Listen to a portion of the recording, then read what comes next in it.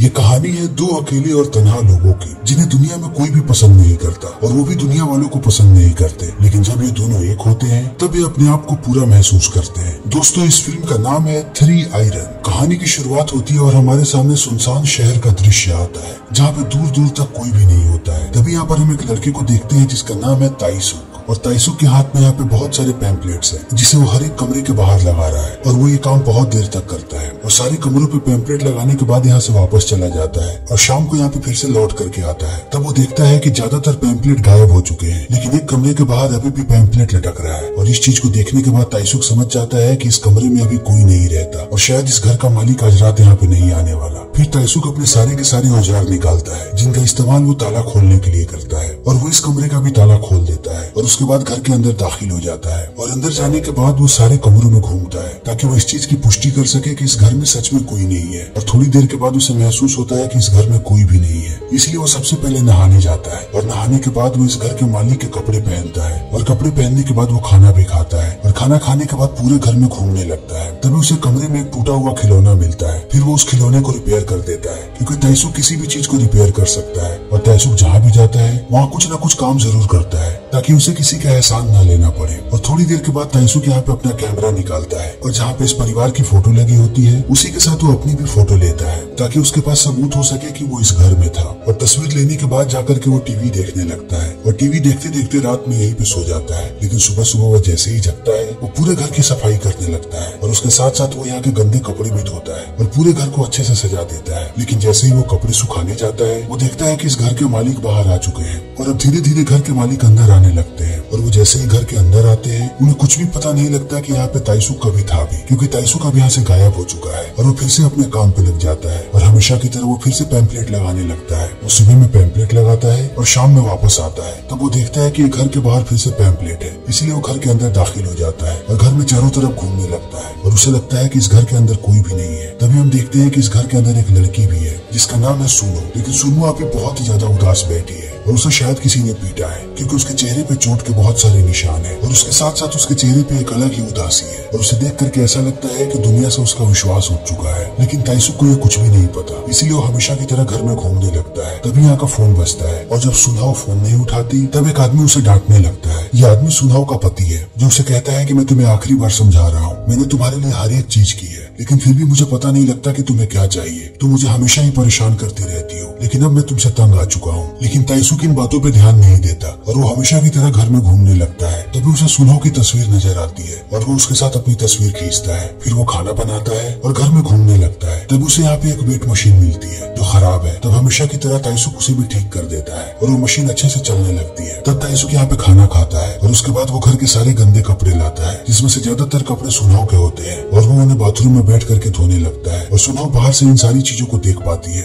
लेकिन वो समझ नहीं पाती कि आखिर ये आदमी कौन है और ये सब क्यों कर रहा है। लेकिन सुनाओ को ताइसुक बिल्कुल ही अलग लग रहा है। जैसे मर्दों से वो मिलती है, ताइसुक उनसे बिल्कुल ही अलग है, इसीलिए वो उसे डिस्टर्ब नहीं करना चाहती। वो सिर्फ उसे देख रही है और ताइसुक को भी पता नहीं कि उसे कोई देख रहा है, इसीलिए रात में जाकर के ताइसुक सो जाता है। तभी सुनाओ आकर के उसे देखने लगती है और अचानक ताइसुक की नजर पड़ती है सुनाओ पे और वो उसे देख करके डर जाता है। फिर वो यहाँ से भागने ही वाला होता है। तभी यहाँ का टेलीफोन बजने लगता है और सुनाओ जाकर के फोन उठाती है। फोन पे उसका पति होता है, जो एक बार फिर से उसे डांटता है। लेकिन ताइसुक अब यहाँ से भागने लगता है और वो जैसे ही घर से बाहर आता है उसे सुनाओ की चीखने की आवाजें सुनाई पड़ती है। लेकिन ताइसुक नहीं रुकता, वो अपनी गाड़ी स्टार्ट करता है और यहाँ से भाग जाता है। लेकिन बहुत दूर जाने के बाद वो फिर से अपनी गाड़ी को रोकता है और वो सुनाओ के बारे में सोचने लगता है कि आखिर उसने ऐसा क्यों किया। उसे पता था कि एक अनजान आदमी उसके घर के अंदर आ रहा है, फिर भी वो चुप रही और उसने एक बार भी इसे जाने के लिए नहीं कहा, न ही वो उसे देख करके डरी। लेकिन जब वो आ रहा था तब वो फोन पे किसी की आवाज सुन करके चिल्लाने लगी। इसीलिए अब ताइसुक को एहसास हो जाता है कि वो बहुत ही अकेली है और उसका अकेलापन बहुत ही ज्यादा गहरा है। और ताइसुक अब अपने दिमाग से सुनाओ को नहीं निकाल पाता है, इसीलिए वो उसके घर पे वापस आता है। तब वो देखता है कि सुनाओ वॉशरूम में नहा रही है, लेकिन वो वहाँ पर भी उदास बैठी हुई है और वो किसी और ही दुनिया में खोई हुई है। तब ताइसुक उसे डिस्टर्ब नहीं करता, लेकिन वो बाहर उसके लिए कपड़े निकाल देता है और सुनाओ जैसे ही बाहर आती है वो उन कपड़ों को पहन लेती है और उसे पता है कि अब ताइसुक वापस आ चुका है। तभी उसका पति घर में वापस चला आता है। इसके पति का नाम है मिनग्यो और मिनग्यो जैसे ही सुनाओ को इन कपड़े में देखता है वो गुस्सा हो जाता है और कहता है कि तुमने ऐसे कपड़े क्यों पहन रखे हैं। और इतना कहने के बाद वो एक के बाद एक कंप्लेंट करने लगता है कि मैंने तुम्हें कई बार कॉल किया लेकिन तुमने मेरा फोन नहीं उठाया, आखिर तुम चाहती क्या हो। और इतना कहने के बाद वो सुनाओ के साथ इंटीमेट होने लगता है, लेकिन सुनाओ को देख करके ऐसा लगता है कि उसकी बिल्कुल भी रजामंदी नहीं है। लेकिन मिनग्यो को इस बात से कोई फर्क नहीं पड़ता और वो उसके साथ जबरदस्ती करने लगता है और सुनहो ऐसे ही एकांत में खोती जाती है। लेकिन मिनग्यो उसके साथ ऐसे ही जबरदस्ती करते रहता है। लेकिन ताइसुक इन सारी चीजों को देख लेता है, इसीलिए वो बाहर आवाजें करने लगता है और इस चीज को देखने के बाद मिनग्यो रुक जाता है और वो सबसे पहले पुलिस वालों को इत्तला करता है और वो बाहर आने लगता है। लेकिन अभी ताइसुक बहुत ही ज्यादा गुस्से में है क्योंकि उसने मिनग्यो की हैवानियत देख ली है, इसीलिए वो गोल्फ बॉल से उसे मारने लगता है। मिनग्यो दर्द से कराहता है लेकिन ताइसुक फिर भी नहीं रुकता और वो उसे बार बार ऐसे ही मारते रहता है और एक वक्त के बाद मिनग्यो बेहोश हो जाता है। तब ताइसुक बाहर चला आता है और बाहर आने के बाद वो अपनी मोटरसाइकिल को स्टार्ट करता है,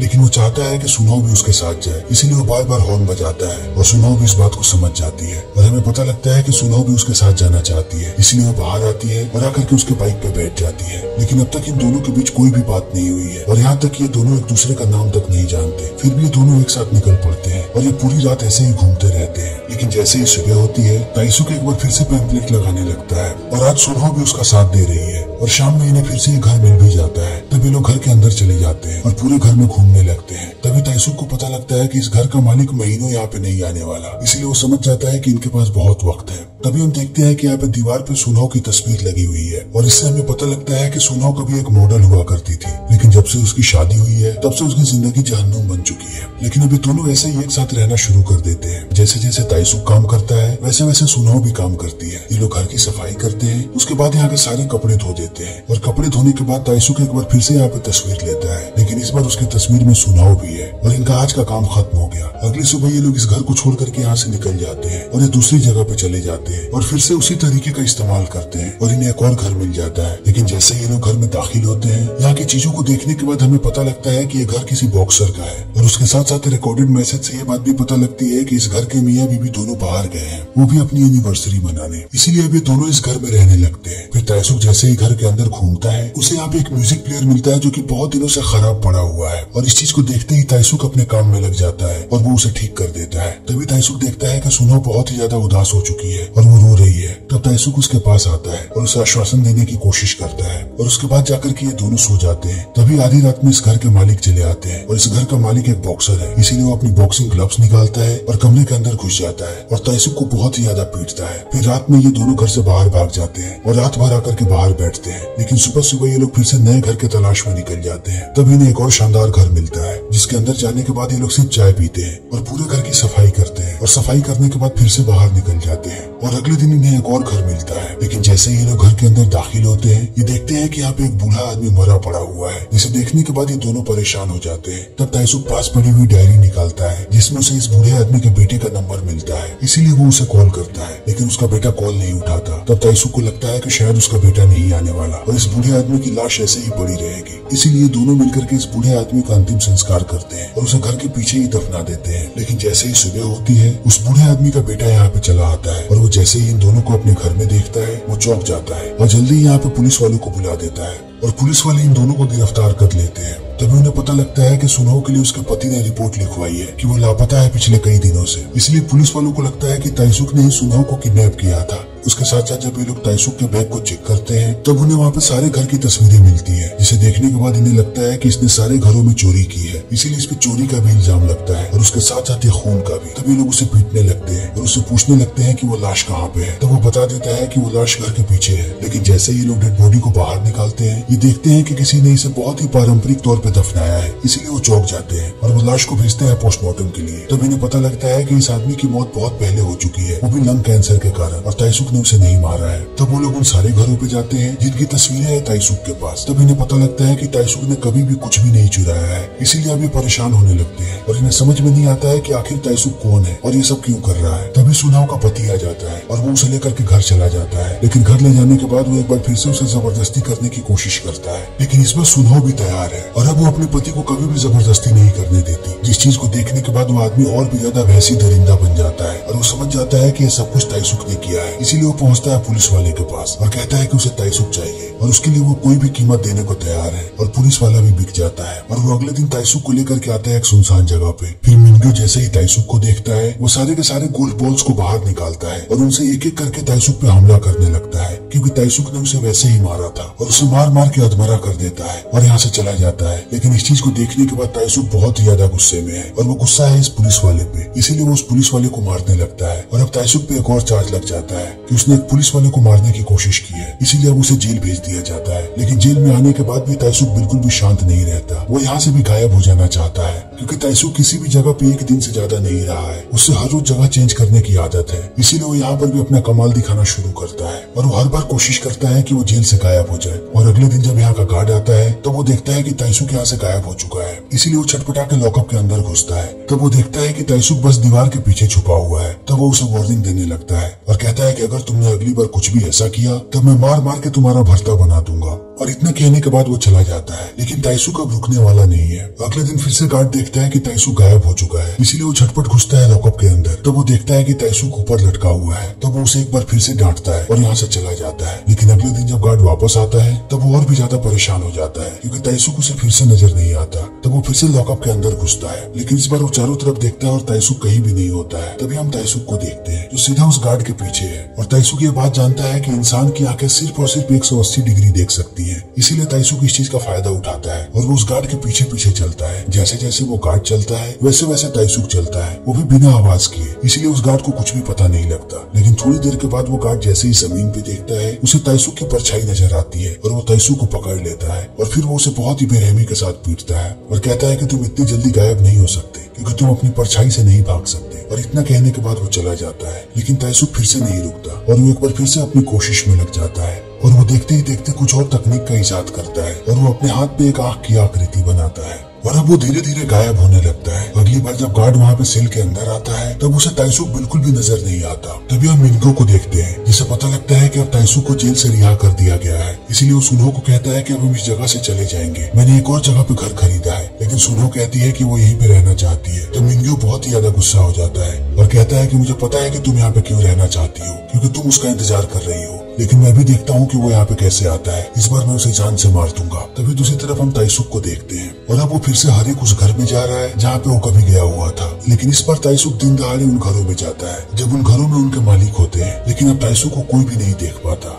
क्योंकि ताइसुक ने अपने दिमाग और अपने शरीर को एक बना लिया है और उसे पता है कि उसे अपने आप को कहाँ और कब छुपाना है। इसीलिए वैसे ही खेल खेलते रहता है और उसे कोई भी नहीं देख पाता। तभी हम उसी बॉक्सर के घर को देखते हैं जिस बॉक्सर ने कभी ताइसुक को पीटा था और अभी वो अपनी पत्नी से बात कर रहा होता है। तभी उन्हें लगता है कि उनके घर के अंदर कोई है और वो जैसे ही हॉल में आते हैं उन्हें कोई भी नजर नहीं आता। तभी ये लोग देखते हैं यहाँ पे बॉक्सर की तस्वीर को, जिसके दोनों आंखों पे अब उसने कागज लगा दिया है और इस चीज को देखने के बाद ये दोनों डर जाते हैं। फिर ताइसुक उसी घर में जाता है जहाँ पे सुनो की तस्वीर थी और जब तक घर के मालिक को पता लगता कि यहाँ पे कोई आया हुआ है तब तक वो सुनो की तस्वीर लेकर के वहाँ से गायब हो जाता है और एक के बाद एक घर में वैसे ही घूमते रहता है और अंत में वो पहुँचता है सुनो के घर पे। और धीरे धीरे मिंगो को महसूस होने लगता है कि उसके घर के अंदर कोई और भी है, लेकिन वो किसी को भी नहीं देख पाता। लेकिन सुनो जल्दी ही पता लगा लेती है कि ये ताइसुक ही है और वो उसे छूती भी है। लेकिन ताइसुक को कभी भी मिंगो नहीं देख पाता, लेकिन ताइसुक हमेशा इनके आसपास ही होता है। लेकिन इस चीज को देखने के बाद सुनो बहुत ही ज्यादा खुश है। वो गले तो अपने पति से मिलती है, लेकिन वो किस ताइसुक को करती है। वो बैठे तो अपने पति के पास रहती है, लेकिन वो अपने प्यार का इजहार ताइसुक से करती है और अब ये तीनों एक साथ ऐसे ही रहते हैं और सुनो ऐसे ही खुश रहने लगती है। और जैसे ही मिंगो घर से बाहर जाता है ये दोनों एक हो जाते हैं और इसी के साथ ही फिल्म यहीं पे खत्म हो जाती है। तो दोस्तों हमारी आज की वीडियो यहीं पे खत्म होती है। अगर आपको हमारी ये वीडियो पसंद आई हो तो इसे लाइक करें, शेयर करें और चैनल को सब्सक्राइब करें। Thank you.